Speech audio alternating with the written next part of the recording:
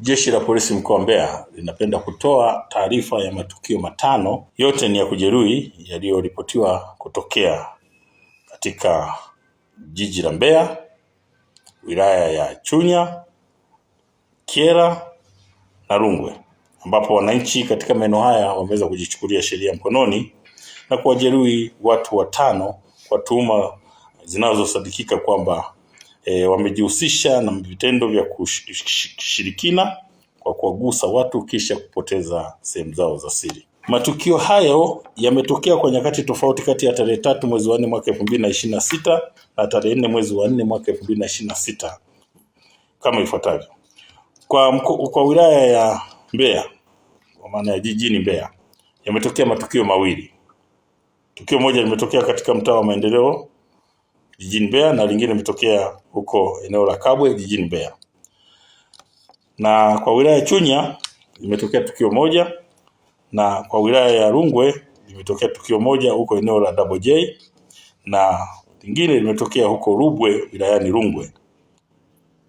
Watuhumiwa ambao wanaendelea kushikiliwa kutokana na kuzua hii taharuki, mpaka sasa hivi wamekwisha fikia idadi ya watuhumiwa 8, ambapo Jeshi la Polisi mkoa wa Mbeya sasa linawashikilia na kufanya mahojiano nayo kuhusiana na haya matukio matano, ambao ni Hudson Kapemba mwenye umri wa miaka 20, mkazi wa Mwaoga, kata ya Makongorosi wilayani Chunya.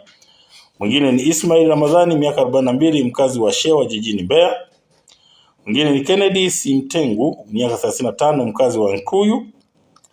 Ambwene Mwasongwe miaka 35, mkazi wa Karumburu. Ezekiel Mwabusenga miaka 33 na Anangisye Mwambije miaka 22. Hao wote ni wakazi wa Mwanganyanga wilayani Kyela. Na wa mwisho ni Saidi Mwakyusa mwenye umri wa miaka 33, huyu ni mkazi wa Makongorosi wilayani Chunya. Hawa sasa wanaendelea kushikiliwa kwa tuhuma za kuzua taharuki na kupelekea kujeruhiwa kwa baadhi ya watu kwa silaha za jadi, kwa kile walichokitaja kwamba hawa wanawagusa watu na matokeo yake kuwasababishia sehemu zao za siri kupotea. Kwa hiyo ambao ni wahanga na wao pia tunaendelea kuwashikilia na kuwahoji. Wa kwanza ni Veniko Msangawale miaka 20, huyu ni mkazi wa kijiji cha Nambizo wilayani Mbozi katika mkoa wa Songwe. Na pia kuna mtu mmoja ambaye mpaka sasa hivi hajafahamika jina, mwenye umri kati ya miaka 25 mpaka 30. Na mwingine ni Ana Kisambwe mwenye umri wa miaka 37, huyu ni mkazi wa Mbugani wilayani Kyela. Na Eliud Duncan miaka 20, huyu ni mkazi wa Katumba Tukuyu. Hao wote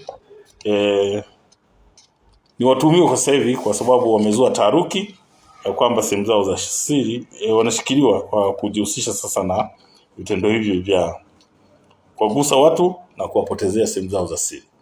Lakini uchunguzi ambao tumeufanya pindi linapotokea tukio hili, wote hao wanafikishwa katika hospitali na kufanyiwa uchunguzi, lakini wanabainika kwamba wako sawa. Jeshi la Polisi mkoa wa Mbeya linatoa wito kwa baadhi ya wananchi wenye tabia ya kujichukulia sheria mkononi kuacha mara moja tabia hiyo, na badala yake wajenge tabia ya kuwafikisha kituo cha polisi watuhumiwa wanaowakamata au wanaowatuhumu kwa tuhuma zozote zile au tuhuma mbalimbali, ili wanapowafikisha katika kituo cha polisi hatua stahiki ziweze kuchukuliwa, badala ya kufanya vitendo vya uhalifu ambavyo Jeshi la Polisi linakemea.